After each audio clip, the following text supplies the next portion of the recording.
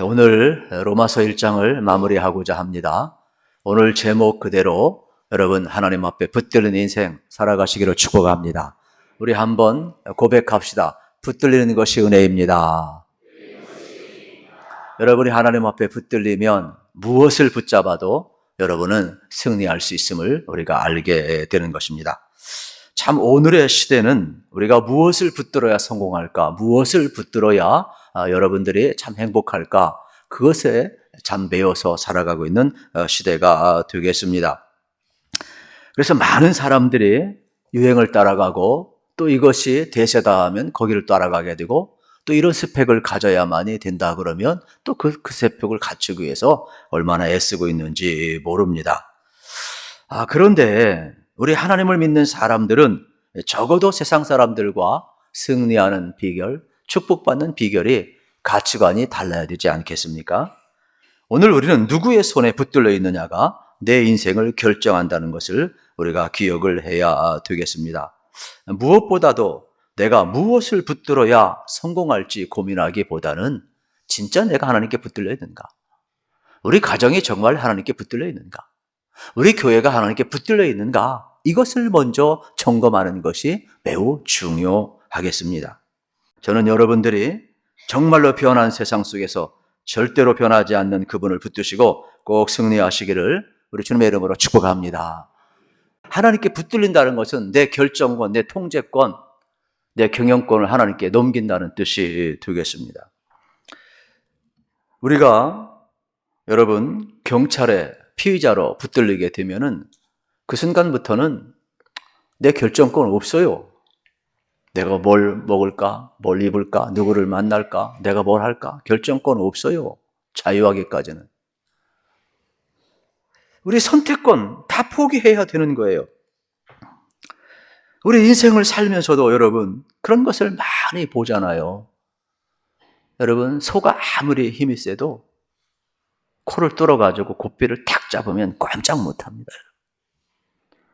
닭도요 아무리 바닥거리고 날아다녀도 두 날개를 확 잡아버리면 꼼짝 못합니다. 여러분 뱀도 아무리 무서워도 여러분 머리를 딱 잡으면 꼬리 잡으면 확 해가지고 독을 쏴버려요. 그래서 머리를 잡아야 돼요. 그러면 꼼짝을 못하는 겁니다. 여러분 우리 인생도 마찬가지예요. 내 마음대로 사는 게 복이 아니라 하나님 앞에 붙잡힘 받을 때 여러분 내 결정권, 내 선택권, 내 경영권을 하나님께 여러분 맡기고 붙잡힐 때 우리 인생은요 하나님의 차원에서 살아갈 수가 있어요.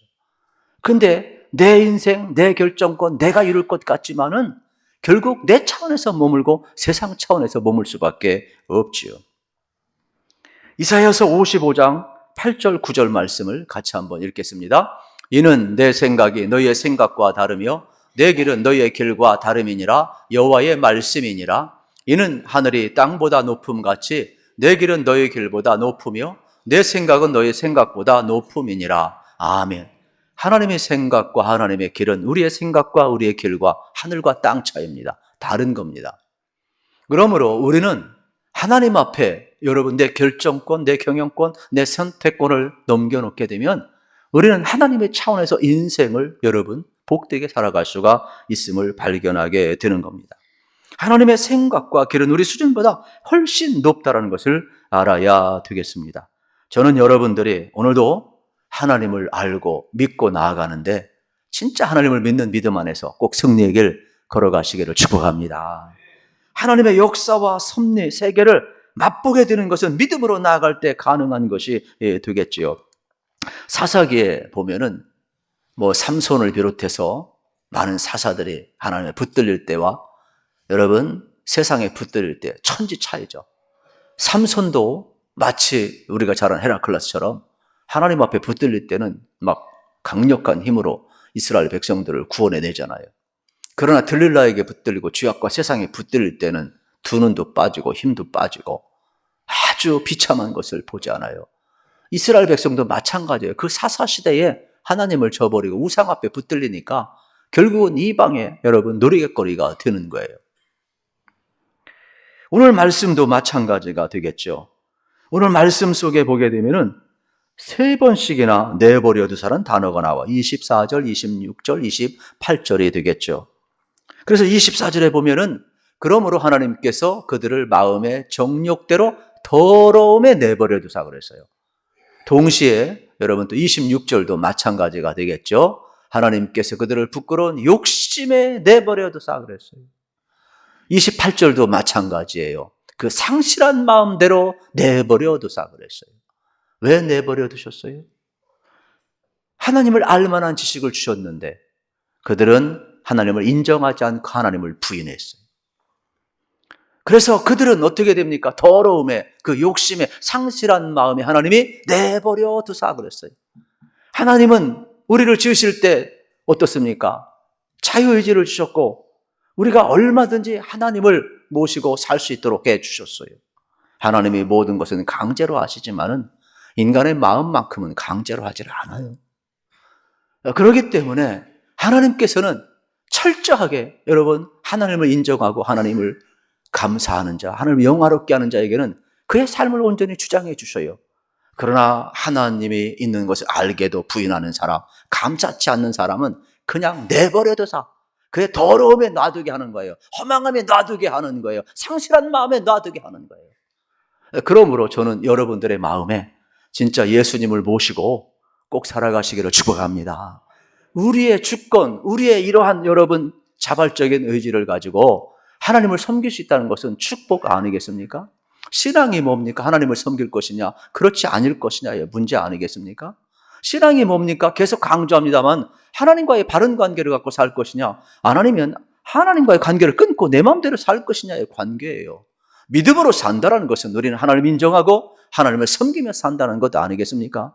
내 마음대로 산다는 것은 내 마음속에 하나님을 인정하지 않는 겁니다. 그리고 끊고 사는 것이 되겠지요. 지금 바울은 우리에게 뭘 지금 설명하고 싶은 거예요? 인간이 왜 타락했는가? 그래서 지금까지 하나님께서는 하나님을 인정하지 않는 사람들의 그 상태를 이 그러므라는 단어 24절에서 설명을 하고 있어요. 이건 뭐냐면 1절부터 23절의 내용에 대한 결론이에요. 그러면 그 앞부분에는 무슨 내용이 있었느냐? 그들이 왜 우상 숭배를 했느냐? 첫째는 딴 데 있지를 않아요. 분명히 하나님이 있는데 하나님을 인정하지 않고 감사하지 않는 마음의 상태 때문이라고 그랬어요. 그래서 이들은 하나님을 영화롭게 하지 않았어요. 그리고 두 번째로 이들은 허망해졌다고 했어요. 세 번째로 눈이 가리워져서 어떻게 되었습니까? 맹목적이 되었다는 거예요. 네 번째는 결국은 총체적으로 타락했다라고 이야기를 하는 겁니다. 이것이 하나님을 인정하지 않는 자들의 모습인 거예요. 그러므로 하나님은 이들을 그냥 내버려 둘 수밖에 없어요. 하나님의 통제 아래 있던 사람들이 어떻게 됩니까? 사단의 통제 아래로 내버려 둠을 당하게 되는 것이죠. 결국 사람들은 하나님을 인정하지 아니하면 행복할 것 같지만 그렇지 않아요. 생각이 허망해지고 눈이 가리워져서 오히려 창조주보다는 피조물을 기뻐하고 섬기게 되는 것이 되겠죠. 그래서 하나님께서는 결국 인간이 아무리 하나님을 떠나서 여러분 노력한다 할지라도 결국은 허망해진다는 것을 이야기하고 있음을 보게 되는 겁니다. 결국 인간은 길을 잃어버리고 여러분 총체적으로 타락하게 되고 하나님과 멀어집니다. 이것이 바로 인류의 모습이 되겠습니다. 그러면서 뭐라고 이야기하느냐? 여기 내버려다 뜻은 포기한다 이러한 뜻이 되겠죠. 하나님은 하나님을 떠난 인간을 그냥 내버려 두신 거예요. 그게 하나님이 할 수 있는 일이었습니다. 바울은 이것을 구약의 개념을 가져와서 넘겨주다, 포기하다의 개념으로 사용을 하고 있어요. 예를 들면 사사기 2장에 보면 여호와께서 이스라엘을 진노하사 노력하는 자의 손에 이스라엘을 넘겨주었다 그랬어요. 그리고 사사기 6장에 보면 그들이 악을 행함으로 미디안에게 7년간 넘겨주었다 그랬어요. 계속해서 넘겨주다, 포기하다, 내버려두다 이러한 내용의 말씀을 쓰고 있습니다. 그 이유는 뭐냐? 25절이에요. 같이 한번 읽겠습니다. 이는 그들이 하나님의 진리를 거짓으로 바꾸어 피조물을 저물주보다 더 경배하고 섬김이라. 주는 곧 영원히 찬송할 이시로다. 아멘. 진리를 거짓으로 바꾸기 때문에요. 이 바꾸다, 체인지했다라는 거예요.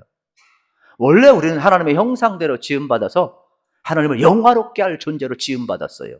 그런데 아담이 타락함으로 이 칩을 바꾸었어요. 그래서 자기 스스로 영화롭게 되기를 원했어요. 여러분, 핸드폰 하나도 칩이 있어요. 그 고유 칩이 있어야만 통화가 가능을 한 거예요. 우리 인간도 원래 여러분 하나님의 형상대로 지음받아서 하나님을 인정하고 하나님께 감사하고 하나님을 영화롭게 하며 하나님 안에서 우리가 살아갈 수 있도록 지음받은 존재가 되겠지요. 그런데 이걸 바꿔버렸다라는 거예요. 결국 이 자존의 능력은 여러분 인간이 불완전하지 않습니까? 그걸 해결하기 위해서 우상을 만들게 되고 그 불안을 조성하다 보니까 우상 앞에 절하고 경배하게 되는 겁니다. 결국 내 이기심을 투영하고 내 마음대로 조정하겠다는 것이 우상이 되겠습니다. 이것은 내 인생은 내 마음대로 살겠다라는 오늘날 포스트 모던 시대의 절대주의를 여러분 부정하고 내가 그 자리에 올라가는 거예요. 그래서 오늘날 하나님을 여러분 인정하지 않는 그러한 시대에 살아가는데 무신론이 얼마나 팽배한지 모릅니다. 결국 인간은 하나님을 경배하느냐 아니냐의 싸움이 되겠습니다. 우리는 원래 하나님의 작품이에요. 하나님의 형상대로 지음받은 작품이에요. 그래서 포이에마라고 이야기를 합니다. 우리는 하나님이 지은 존재라는 거예요. 우리는 소유가 하나님의 것이, 우리는 그의 피조물인 거예요. 그러므로 마땅히 창조주를 기뻐하고 즐거움이 우리의 본질이 되겠습니다. 그런데 타락한 인간은 이것을 바꿔버렸어요. 칩을 바꿔버린 거예요. 피조물을 섬기는 악을 저지르기를 시작을 한 것이 됩니다. 그러다 보니까 자기 만족을 위해서 돈을 숭배하고 자기 만족을 위해서 권력을 숭배하고 자기 만족을 위해서 세상의 죄악과 쾌락을 여러분 우리가 추구하게 되는 것이죠. 결국 인간이 만든 수공의 품에 신이라고 절하고 경배하는 것이 되겠습니다. 이거는 내 마음대로 조정하겠다는 거예요. 진정한 우상 숭배는요, 우상을 숭배하는 것도 아니에요. 자기 불안의 투영이에요. 내 마음대로 하겠다라는 거예요. 그래서 복을 비는 것이고 건강하게 해달라, 돈 많이 벌게 해달라. 내 뜻대로 조정하는 게 우상이에요, 여러분. 신앙은 뭐예요? 내 뜻이 아니라 하나님의 뜻대로. 그분의 영광을 위해서 우리가 살아가는 것 아니겠습니까? 그런데 인간은 이렇게 하나님을 인정하지 아니하니까 결국은 타락하게 되고 우상 숭배하게 되는 겁니다. 그래서 하나님은 그들을 내버려 두사 그랬습니다. 인류의 문제는 관계의 문제예요. 하나님 대신 피조물을 섬긴다는 것은 하나님과의 관계가 끊어졌다는 거예요. 하나님이 내버려 두신 것입니다. 가장 무서운 형벌이 뭔지 아세요? 내버려 두는 거예요. 26절 말씀 같이 한번 읽겠습니다. 이 때문에 하나님께서 그들을 부끄러운 욕심에 내버려 두셨으니 곧 그들의 여자들도 순리대로 쓸 것을 바꾸어 영리로 쓰며. 아멘. 타락한 모습 가운데 여러분 참 부끄러운 욕심 속에 그대로 내버려 두었는데 그게 뭐냐? 순리를 영리로 바꾸는 것이 되겠죠. 27절에 이렇게 이야기를 합니다. 그와 같이 남자들도 순리대로 여자를 쓰기를 버리고 서로 향하여 음욕이 불리듯 하며 남자가 남자와 더불어 부끄러운 일을 행하여 그들의 그릇 때문에 상당한 복을 그들 자신이 받았느니라 그랬어요. 진정한 신앙은요, 진리 앞에 하나가 되는 거예요. 저는 여러분들이 그리스도 안에서 연합하고 하나가 되시기를 축복합니다. 우리가 함께 해야만이 힘이 있어요. 그래서 이 악한 세력과 싸워서 이기는 거예요. 세상은 빛과 어둠의 싸움이에요. 절대로 빛이 어둠에 지지 않습니다. 그런데 세상은 자꾸 어둠의 빛을 이기는 것처럼 비치고 있어요. 왜? 그들은 뭉치니까 힘 있는 것처럼 보이는 거예요. 우리는 빛인데도 뭉치지를 않으니까. 그래서 사도 바울은 이 문제를 하나님을 떠난 피조물을 숭배하는 인간의 타락상 첫머리에 이 주제를 지금 다루고 있어요. 그 시대의 배경은 로마 시대가 되겠죠. 로마 시대는 여러분 잘 아는 것처럼 세계를 지배했어요. 군사력이 지배했어요. 그래서 박스 로마 말 안 들면 다 죽여버리고 그냥 어떻습니까? 정복해버리고. 그래서 꼼짝 못하게 박스 로마 힘으로 여러분 그들은 주장을 했죠. 또 경제력으로 세계를 지배를 했죠. 그런데 이 로마가 타락을 하잖아요. 그 타락의 배경을 보게 되면은 전부 다 하나님을 인정하지 않다 보니까 황제 숭배 사상이 있잖아요. 하나님을 떠나면 어디까지 타락하는 줄 아십니까? 죄를 죄로 여기질 않아요. 그 내용이 뭐냐? 28절부터 31절이에요. 같이 한번 읽읍시다. 하나님을 인정하지 아니하면 사망에 이르는 죄를, 이 문제가 가볍게 여기면 안 돼. 왜요? 우리에게도 해당이 돼요. 우리도요, 이걸 너무 가볍게 여겨요. 사망에 이른다고 한 죄인데, 같이 한번 읽어보겠습니다. 또한 그들이 마음에 하나님 두기를 싫어하며 하나님께서 그들을 그 상실한 마음대로 내버려 두사 합당하지 못한 일을 하게 하셨으니 곧 모든 불의, 추악, 탐욕, 악의가 가득한 자요, 시기, 살인, 분쟁, 사기, 악독이 가득한 자요, 쓰근쓰근하는 자요, 비방하는 자요, 하나님께서 미워하는 자요, 눅눅하는 자요, 교만한 자요, 자랑하는 자요, 악을 도모하는 자요, 부모를 거역하는 자요, 우매한 자요, 배약하는 자요, 부정한 자요, 무자비한 자라. 아멘. 하나님을 인정하지 아니하면 이렇게 불의, 하나님과의 관계가 끊어진 결과, 죄의 모습이 나오는 거예요.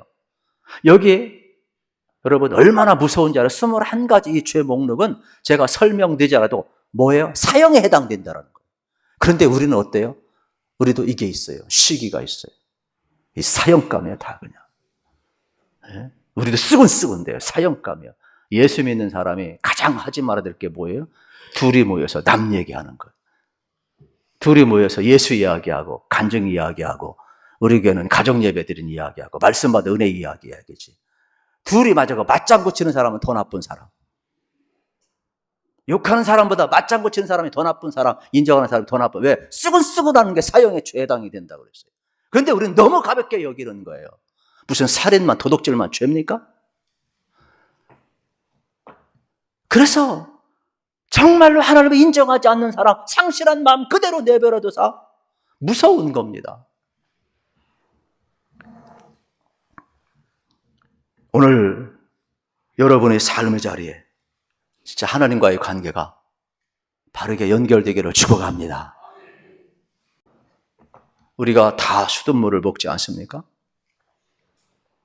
그러면은 수돗물이 중단되었을 때는 보통 어떻게 합니까? 수도꼭지를 자꾸 틀어봐요. 그리고 수도꼭지가 이상이 없으면 또 어떻게 합니까? 이 파이프라인을 또 보는 거죠. 그런데 여러분, 우리가 녹물도 나오고 더러운 물 나오면 못 먹지 않습니까? 이 수원지에서 문제가 생기면은 여러분 공급이 이게 안 되는 거예요. 그런데 우리는 이 수원지를 모르고 어떻게 되는 거예요? 자꾸 수도꼭지에 파이프라인에만 관계가 되어 있는 거예요.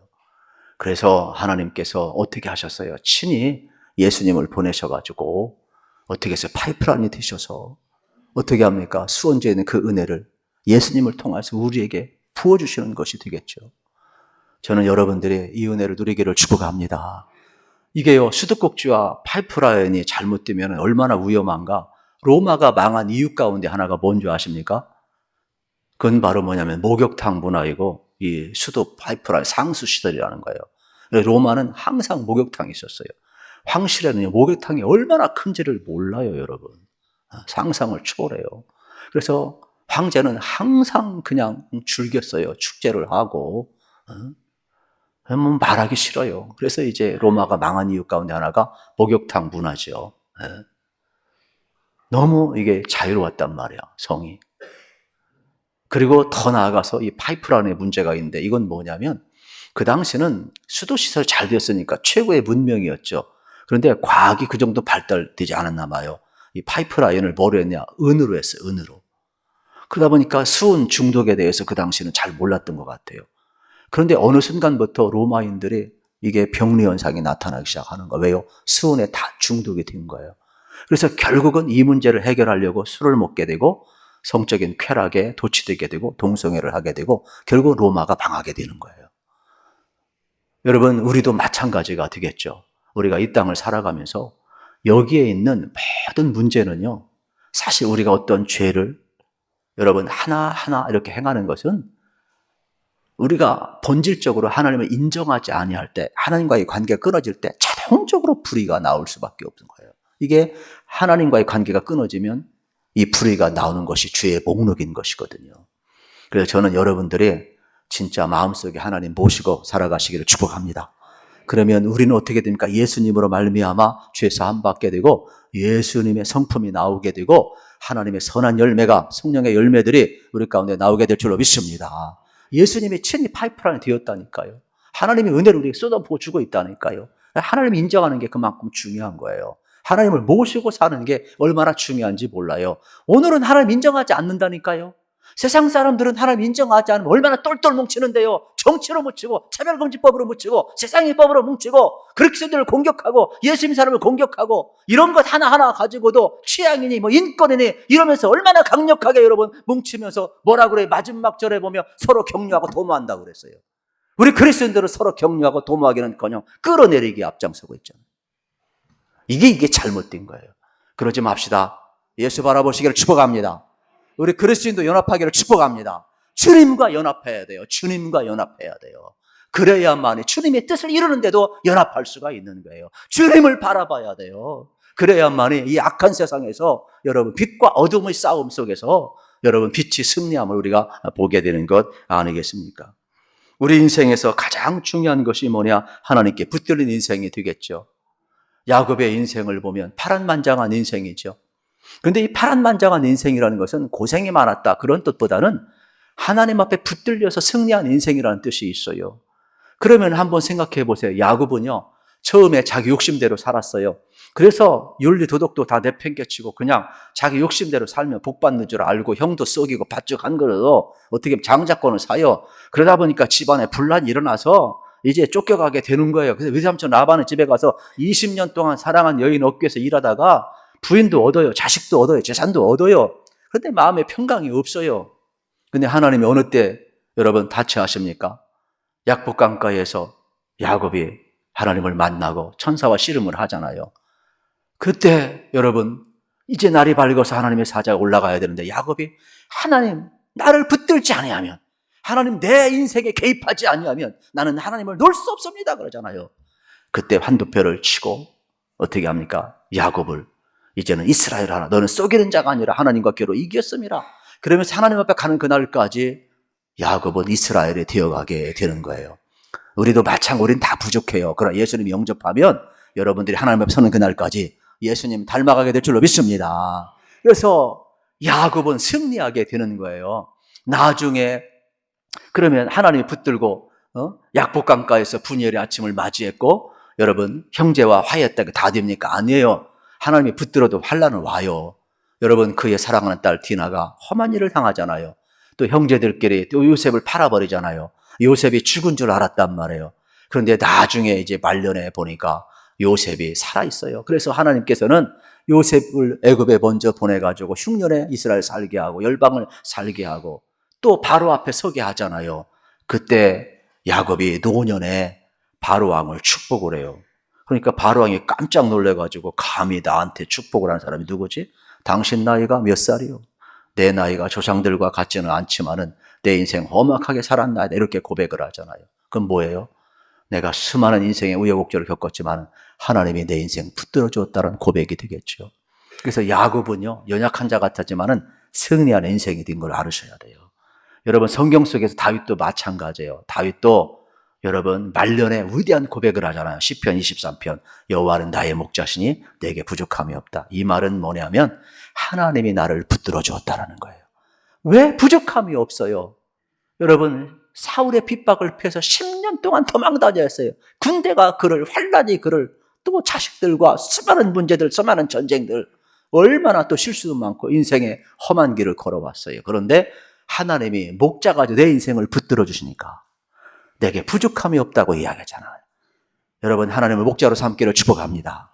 그러면 부족함이 있어도 하나님이 붙드니까 부족함이 없는 거예요. 저는 여러분의 인생 하나님 앞에 붙들린 인생 되시기를 축복합니다.